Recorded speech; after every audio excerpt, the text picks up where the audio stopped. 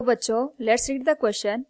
A metallic rod of length small l is tied to a string of length 2l and made to rotate with angular speed omega on horizontal table with one end of the string is fixed.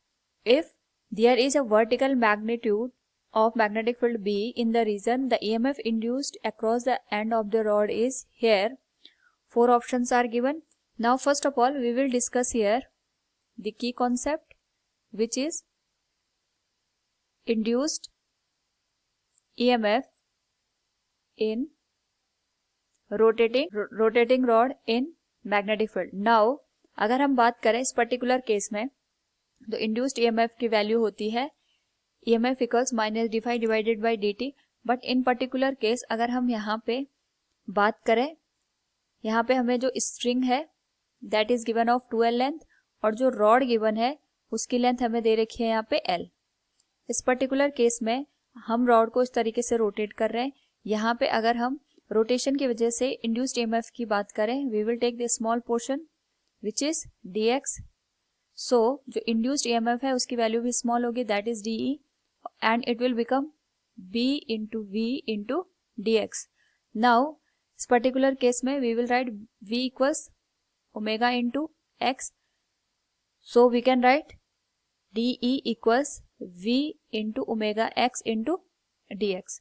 Now अगर हम यहाँ पे complete value निकालें EMF की, that will become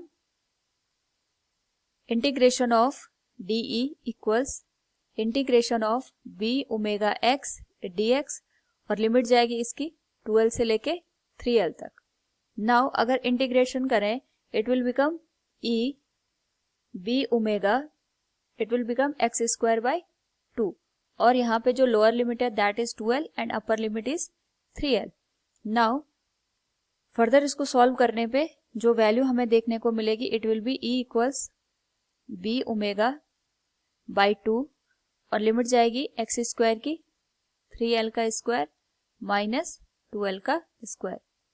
now it will become e equals b omega by 2, it will 9l square minus 4l square और ये हो जाएगा यहाँ पे 5l square. So we can write here जो फाइनल हमारे पास EMF की वैल्यू होगी that will be 5b omega l square by 2.